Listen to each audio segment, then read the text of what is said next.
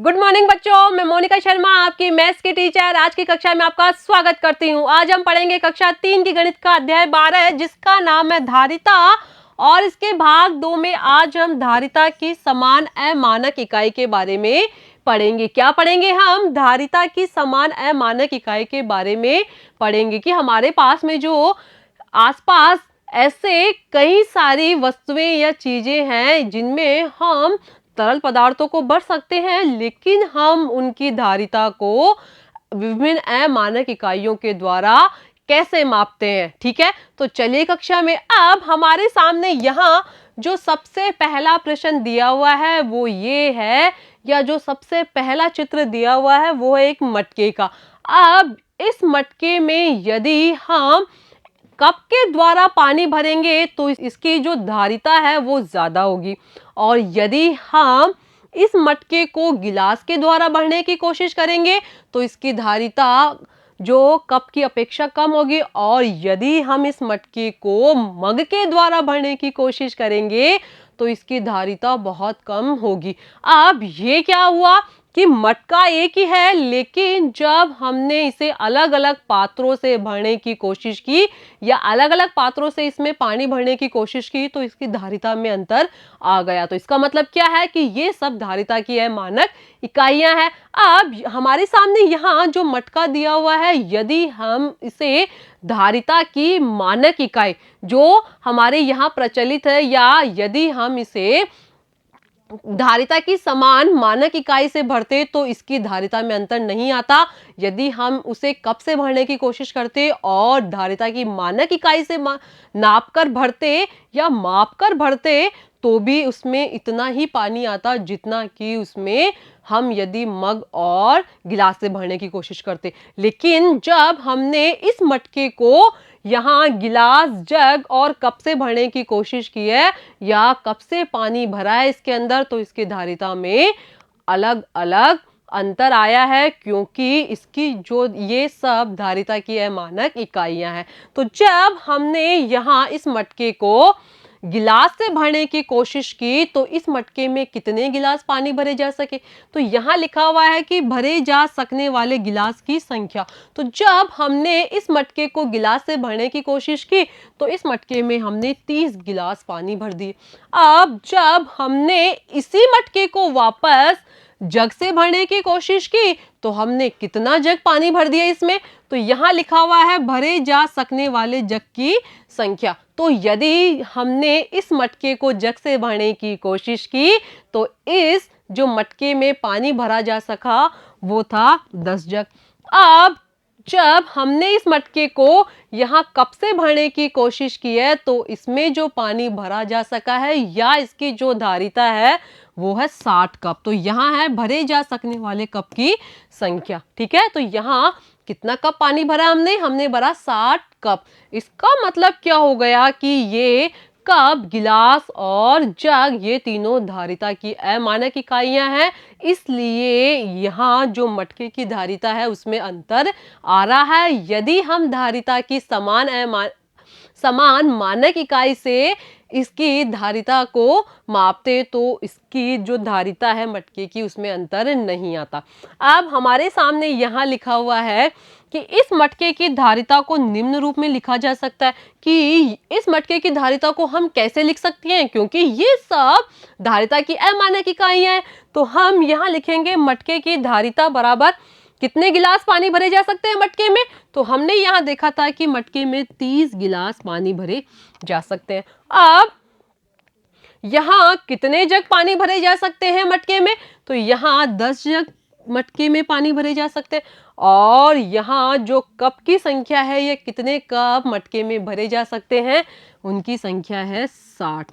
तो अब हमने मटके की धारिता को कैसे लिखा, हमने यहाँ लिखा मटके की धारिता बराबर 30 गिलास या 10 जग या 60 कब? क्योंकि ये सब धारिता की अमानक इकाइयां हैं और यदि हम इस मटके की धारिता को समान मानक इकाई से मापते तो यहाँ मटके की धारिता या तो केवल 30 गिलास ही आती या फिर 30 लीटर या मिलीलीटर में आती। ठीक है, अब अगले प्रश्न को देखते हैं। तो उस प्रश्न में हमारे सामने कुछ कांच की बर्नियां दी हुई है और उन बर्नियों को कांच के कंचों के द्वारा भरा गया है। तो हमें उन कंचों को गिन के उन बर्नियों की धारिता बतानी है कि उन बर्नियों में जितने कंचे भरे हुए हैं वो ही उनकी धारिता है। क्योंकि पिछली कक्षा में हमने पढ़ा है कि जिस बर्तन में जितने गिलास पानी भरा जा सकता है वो ही उसकी धारिता कहलाती है। तो जिस भी बर्तन को हम किसी भी वस्तु के द्वारा भरने की कोशिश करेंगे और यदि उन वस्तुओं को हम गिन सकते हैं तो वो ही उसकी धारिता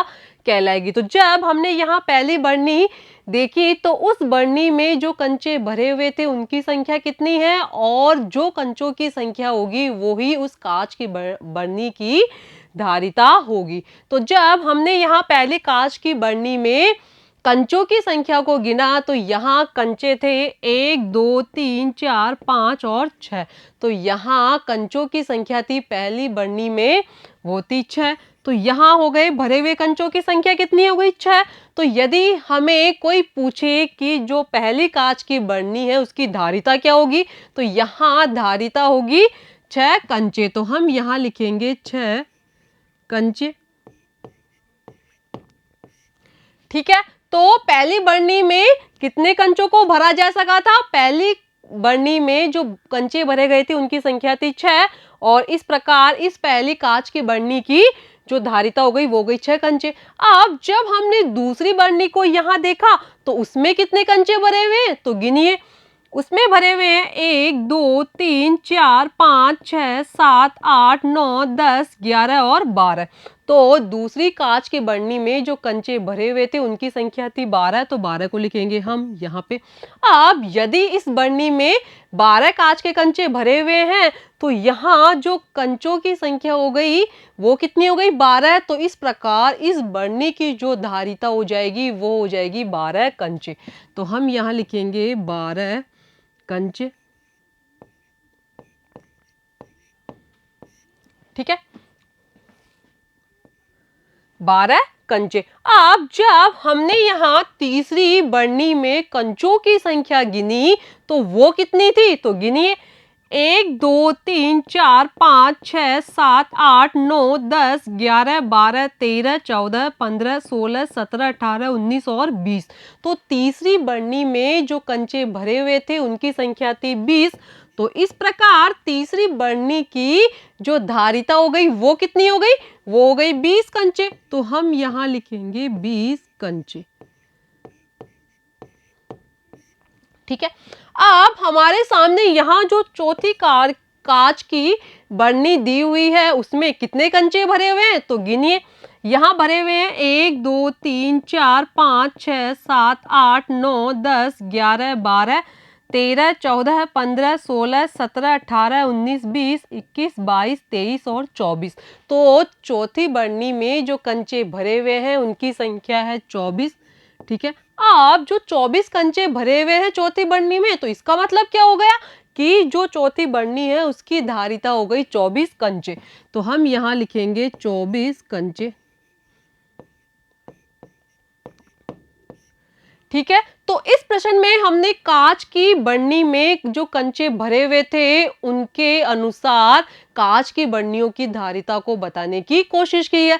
तो यहाँ जो पहली कांच की बरनी थी उसमें 6 कंचे भरे हुए थे तो जो उसकी धारिता हो गई वो हो गई 6 कंचे। अब जो दूसरी कांच की बरनी थी उसमें जो कंचे भरे हुए थे उनकी संख्या थी 12 तो उसकी धारिता हो गई 12 कंचे। अब जो तीसरी बरनी थी उसमें जो कंचे भरे हुए थे उनकी संख्या थी 20 तो यहाँ उसकी धारिता हो गई 20 कंचे। और जो चौथी बरनी थी उसमें कंचे भरे हुए थे वो थे 24 तो उसकी धारिता हो गई 24 कंचे। अब इससे आगे हम देखते हैं, यहाँ कुछ उदाहरण दिए हुए हैं और उसके द्वारा हमें धारिता के मापन की अवधारणा को समझाने का प्रयास किया गया है। तो यहाँ जो पहला उदाहरण है वो है कि बर्तनों की धारिता का अनुमान लगाकर मिलान कीजिए। कि आपके सामने कुछ बर्तन दिए हुए हैं, अब यदि आपको उन बर्तनों को पानी से भरना है तो उन बर्तनों में हम कितना पानी भर सकते हैं, तो उसकी धारिता का अनुमान लगाकर हमें यहाँ दूसरे कॉलम से मिलान करना है। अब जो हमारे सामने पहला प्रश्न दिया हुआ है उसमें हमारे सामने एक जग दिया हुआ है, तो यहाँ दो कॉलम बने हुए हैं। पहला जो कॉलम है उसमें तो पात्र दिए हुए हैं और उनकी धारिता का अनुमान लगाकर हमें जो दूसरा कॉलम है उससे मिलान करना है। तो यहाँ जो जग है उसे हम कितने, यहाँ जो दूसरे कॉलम में पहला जो लिखा हुआ है या जो पहला कॉलम है दूसरे कॉलम में उसमें 10 जग लिखे हुए हैं और दूसरे कॉलम में 2 लोटे लिखे हुए हैं या 2 लोटा लिखा हुआ है। तो हमें बताना है कि हम जग को किससे भर सकते हैं और इसकी धारिता का अनुमान क्या होगा। तो हमने जब यहाँ देखा कि यदि हम जग में, यहाँ जब हम जग में 10 जग पानी भरने की कोशिश करेंगे तो क्या 10 जग पानी भरा जा सकता है? नहीं। तो जग में कितना पानी भरा जा सकता है? तो जग में जो पानी भरा जाएगा वो होगा 2 लोटा, क्योंकि जो जग है उसकी धारिता केवल 2 लोटे के समान ही है और उसमें केवल 2 लोटे पानी ही भरे जा सकते हैं। अब हमारे सामने यहाँ जो दूसरा प्रश्न दिया हुआ है उसमें हमें एक बाल्टी का चित्र दिया हुआ है और बाल्टी में कितने जग पानी भरे जा सकते हैं, तो बाल्टी में भरे जा सकते हैं 10 जग। तो दूसरे कॉलम में जो पहला कॉलम है उसे हम यहाँ मिलान कर देंगे। ठीक है, तो यहाँ हमने जग में कितने लोटे पानी भरे? 2 लोटे, क्योंकि हमें इसकी धारिता का अनुमान लगा लिया। और बाल्टी में कितने जग पानी भरे जा सकते हैं? बाल्टी में भरे जा सकते हैं 10 जग पानी, तो यहाँ भी हमने इसकी धारिता का अनुमान लगा लिया। अब आगे हम देखते हैं प्रश्न संख्या 3 में हमें एक कप दिया हुआ है कि प्रश्न संख्या 3 में हमें एक कप दिया हुआ है। अब यदि हम कप को दूसरे कॉलम में गिलास से भरने की कोशिश करेंगे तो इसमें 2 गिलास पानी हम नहीं भर सकते हैं। फिर यहाँ दूसरे कॉलम में दूसरा जो कॉलम है उसमें दिया हुआ है 15 चम्मच, तो क्या कप को 15 चम्मच से भरा जा सकता है? हाँ, क्योंकि जो कप की धारिता है वो केवल 15 चम्मच के बराबर ही है, तो कप को 15 चम्मच से भरा जा सकता है। तो हम कप को यहाँ 15 चम्मच से मिलान कर देंगे। अब हमारे सामने जो अगला प्रश्न है वो है गिलास, और गिलास में हम कितना पानी भर सकते हैं? तो यहाँ गिलास को 2 कप के द्वारा भरा जा सकता है, तो हम दूसरे कॉलम में 2 कप से गिलास को मिलान कर देंगे। अब जो अंतिम प्रश्न है उसमें हमें दिया हुआ है लोटा, तो लोटे की धारिता क्या होगी? तो लोटे की धारिता होगी 2 गिलास, तो हम इसे दूसरे कॉलम में 2 गिलास से मिलान। तो इस प्रकार इस प्रश्न में हमने हमारे सामने जो पात्र दिए हुए थे उनकी धारिता का अनुमान लगाया और फिर अनुमान लगाकर दूसरे कॉलम में जो पात्र दिए हुए थे उन्हें भरने के लिए उनसे मिलान कर दिया। ठीक है बच्चों, आपको आज की कक्षा कैसी लगी? आज की कक्षा में हमने अध्याय 12 जिसका नाम है धारिता और उसके भाग 2 में धारिता की अमानक इकाई के बारे में विस्तार पूर्वक चर्चा की। आगे की कक्षा में हम इससे अगले भाग के बारे में पढ़ेंगे। धन्यवाद।